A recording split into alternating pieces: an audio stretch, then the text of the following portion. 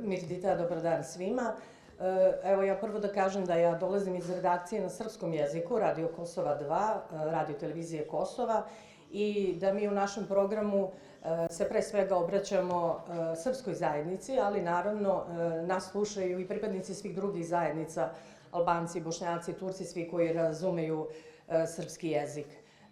Mi pre svega pratimo aktivnosti kosovskih institucija, pratimo i analiziramo odluke koje donose kosovske institucije, a koje su onda bitne za svakog građanina Kosova, bez obzira kojoj etničkoj zajednici pripadaju.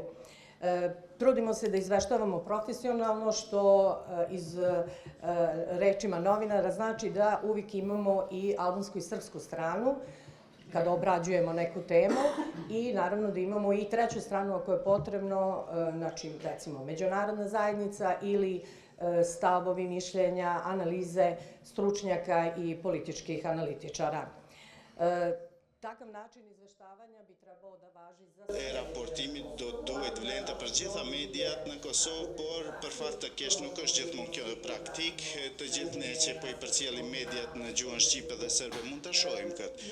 Më së shpesh shohim që mënyra e raportimit të mediave në gjuhën shqipe dhe serbe nuk përshtaten, sepse secili po i drejtohet publikut të tyre dhe në thojza palës tjetër. Dhe jo palës tjetër. Pra në mediat në gjuhën shqipe incidentet rriten apo ndërlidhen me të gjitha qytetarët serb shumë rrallë, ndoshta asnjëherë në disa media shqiptare nuk kemi deklarimet e përfaqësuesve politik të serbëve apo deklarimet e qytetarëve të thjeshtë që kanë përjetuar diçka apo janë në ndonjë problem. Disi në mediat e gjuhës shqipe theksohet më tepër raportimi i zyrtarëve nga Beogradi dhe shmangen qëndrimet e serbëve të Kosovës dhe jo vetëm serbëve, po edhe të etnive të tjera jo shumicë. Disi verehet që kjo vlen edhe për mediat në shqip dhe në serbisht, nuk ka raportime pra për tema pozitive të cilat parashqesin shembujt bashkëjetesës së mirë të shqiptarëve dhe serbëve dhe komuniteteve të tjera. Kur dëgjohen informativat në gjuhën shqipe, fitohet përshtypja që të gjithë serbët në Kosovë janë armiq të kësaj shoqërie kosovare. Nga ana tjetër, kur dëgjohen mediat në gjuhën serbe, shpesh disi vërehet diskursi se vetëm serbët janë viktimë, që ata janë të diskriminuar, që vetëm atyre nuk po respektohen të drejta që janë të garantuara me ligje dhe me kushtetutën e Kosovës. Në media në gjuhën serbe shumë pak thuaj se as pak nuk ka tema që do të afirmonin mënyrën se si komuniteti serb do të integrohej më mirë dhe më thellë në shoqërinë kosovare. Disi vërehet që edhe me tutje akcenti është në Beograd, lidhur me atë se çfarë po flitet në Beograd dhe çfarë po porosisin zyrtarët serb. Ata po paraqitet që janë mbrojtësit e vetëm të serbëve në Kosovë dhe me një diskurs të tillë mediat në gjuhën serbe, komuniteti serb po largohet nga shoqëria kosovare. Në raportimin e mediave në gjuhën shqipe, serbët e Kosovës paraqiten si një dorë e zgjatur e Beogradit, nga ana tjetër mediat në gjuhën shqipe paraqesin serbët si rrezik për sigurinë e shoqërisë kosovare, potencohet më tepër shtetësia, sovraniteti i Kosovës dhe nuk i kushtohet rëndësi, nuk u kushtohet problemi, domethënë rëndësi problemeve që kanë të bëjnë me komunitetet gjuhëshorës në Kosovë. Çka kam vërejtur unë tjetër është se mediat shqipe kur raportojnë për ngjarje të caktuara, probleme dhe incidente, ata mbështeten tek deklaratat e policisë, të qeverisë dhe të tjerë, zyrtarëve të tjerë, por nuk ka zë të përfaqësuesve të komuniteteve pakisë të serbëve apo të tjerëve. Kështu që vërtet paraqitet një pasqyrë e gabuar, sepse nuk ka qëndrime të palës tjetër dhe shikim të situatës nga pala tjetër.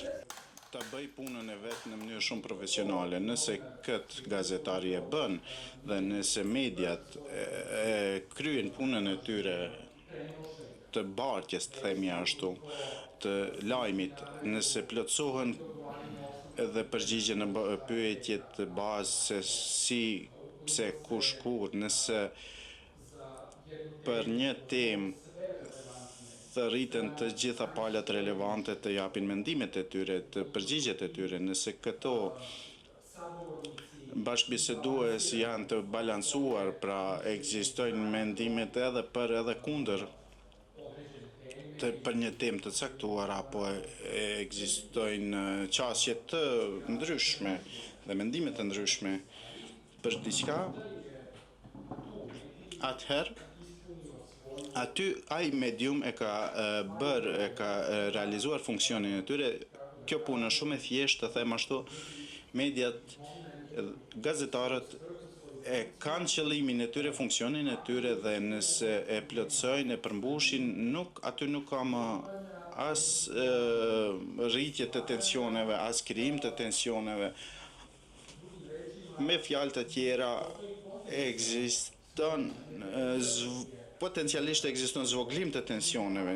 Kjo a priori nuk është rol i mediave që të zbusin pra tensionet, mirë, po nëse i bartin të gjitha ato që janë informatat në mënyrë profesionale, në mënyrë të paanshme, të pavarur, atëherë aty qëndron një potencial i madh që çfarëdo tensioni të ulet dhe çfarëdo mosmarrveshje të zgjidhen, sepse e dini, ky është Ballkani, njerëzit çkado që shohin, dëgjojnë, ata për atë mendojnë. E shohin në mënyrë emotive, në mënyrë emotive të caktuar. Nuk ekziston një mënyrë që ju, edhe pse jeni gazetar, që ti mashtroni këta dëgjuesit me ndonjë trik, duke me thirrje nga njëra anë, shembull, të thrisni tolerancën nga njëra anë, ndërsa në anën tjetër keni krerët shtet politik dhe udhëhecit që nuk largohen nga gjuha e urrejtjes dhe nga shpërndarja e mos pajtimeve apo dhe targetimeve të njerëzve, vetëm sepse i takojnë një grupi të caktuar etnik, dhe me këtë mendoj kjo është në të gjitha anët, pra. Neve jemi këtu edhe 26 vite pas luftës në një rreth të ndjeshëm, në një ambient të ndjeshëm, dhe roli i mediave në këtë kuptim ka një detyrë shtesë, të them ashtu, që në mënyrë më të vëmendshme dhe më të kujdesshme të qaset temave që janë ende të freskëta dhe janë dhe dëshmitarët të cilëve ende jetojnë dhe e dinë se si kanë ndodhur gjërat. Për fat të keq, Zulfia foli pak për këtë. Kemi pra një situatë që mediat nuk po sillen në mënyrë profesionale, madje edhe ato media të cilat mëtojnë apo tentojnë dhe kanë tendencë që të paraqiten si media profesionale. Faleminderit Jeta. Dita e gjithë, po, unë jam një prej pjesëtarëve të gjeneratës të cili flet gjuhën serbe kroate. Këtë gjuhën e kam mësuar për shkak të gazetarisë, për shkak të rëndësisë që është për me raportu, nga që ne si Kosovë rrethohemi totalisht me shtetet të cilat flasin gjuhën serbo-kroate, dhe rëndësia e kuptimit të deklarimeve apo të rritit në gjuhën amtore është gjithmonë me lehtë, barriera gjithmonë kanë qenë të lehta, po kujtoj kohën kur kam punuar në kohë ditore, atëherë edhe kur është publikuar reportazhe për Pirari. Unë nuk e kam shkruar, po ka qenë ato dhe kam bërë një reportazh në Partesh dhe Pasian. Ka qenë një reportazh i cili tregonte për jetën e njerëzve atje dhe çka bën në rini. Dhe unë di që kam qenë pak kështu shumë lehtë i pranueshëm për komunitetit, i cili ishte në shumicën e tyre të vjetër, nga që flisja gjuhë. Kështu që më botë shumë ma lehtë me unë qasë dhe me përfundu. Mirë po kohë që unë nuk e bëj terrenin e ngastarisë përditshme nga që punoj në Kosovë 2.0 dhe ne bëjmë tema pak më gjata dhe jemi në terren gjithsesi. Ajo çka e tha zonja e Pupi është shumë e rëndësishme që qytetarët janë ngurojnë të flasin për çështje politike, është pikërisht sepse ndoshta ne nuk do t'i pyesim më për çështje politike, por ne do të bëjmë tema tjera me të cilat ne flasim. Për shembull, në vitin 2019, për shkak të një rreziku të një ndërtimi të një lagje afër Padovcit dhe pat një debat në Graçanicë të komunitetit serb, të cilët ishin shqetësuar për ato dhe kualitetin e ujit të dy vende. Unë kam qenë pjesë atij debati dhe kam pa që për shembull debati ka qenë shumë frymëdhënës, pat një bashkëpunim, domethënë vetëm çështja etnike nuk u diskutua aty, edhe nuk ka pas transmetim për shembull në mediat serbe të Kosovës fare për këtë ngjarje. Apo po e marr një rast të fundit të drejtori i arsimit të komunës së Prishtinës, Amir Shahini, bëni një vizitë në shkollën në Bërnicë, ku është komuniteti serb. Edhe e publikoi atë dhe tregoi se çka do të bëjnë, se çka po bëjnë. Unë nuk kujta me e parë në mediat online të komunitetit serb në shumica. Ajo se si ndajt e mediat zoti Vučić është shumë e rëndësishme edhe shumë e vërtetë. Politika ka një ndikim drejt për drejt të media, qoftë shqiptarë, qoftë serbe. Një prej tyre, si me thonë, në një prej hulumtime që kam bënë për dezinformim ka qenë një media e cilë është Kosovë Online. Edhe ata që e përcjellin ambientin mediatik të mediave serbe në Kosovë, e dinë se sa shpejt kjo media ka dalë pa dhe se sa shpejt është rritë, se sa shpejt një media e cila konsiderohet media për komunitetin serb në Kosovë ka arritë të ketë korrespondent në rajon, në Tiranë dhe gjithë ka tjetër, të ketë staf që i publikon lajmet në gjuhën serbe, në gjuhën shqipe dhe angleze, madje jo vetëm të shkruara, por edhe të lexuara, të ketë si me thonë, një infrastrukturë shumë më të madhe se sa media të janë në Kosovë. Dhe është një moment, si me thonë, e shë çka po ndodh aty. Dhe kur futesh e shë se kush o të ecë, si funksionon e media, për atë dhe kemi bënë një tema dhe kolegja ime Gintrana Paçarizi, e shë që është komplet media cila është instrumentalizuar prej pushtetit të Beogradit. Të më thonë një prej drejtorëve, kryeredaktorëve të tyre dikur ka qenë në zyrën e qeverisë e Beogradit për Kosovë, se si fondet e tyre shkojnë drejt, do më thonë, e shet që komplet ndikimi politik nuk është fare i mbështetur, është shesha se shihet në gjatë tjetër. Tash, çka ndodh në anën tjetër është se si politika ka ndikuar te komuniteti serb. Që komuniteti serb do të pasë se cilat media i përcjellin komunitetin serb. Për shembull, në kablorët që shohin televizion në shtëpitë e tyre, komuniteti serb nuk i kanë media ato media të cilat quhen, si më thonë, pavarura normale, ndoshta kisha me i qujt në ambientin e mediave serbe në Beograd po flas. E që tash ka qenë shumë e lehtë me detektu se kush është dhe kush jo media atje objektive për shkak të protestave dhe raportime që po bëhet tash në nëntor një vjet prej protestave. Kështu që ti e shet që shumë media të serbe në Kosovë nuk përcjellen dhe nuk e kanë vëmendjen prej komunitetit serb.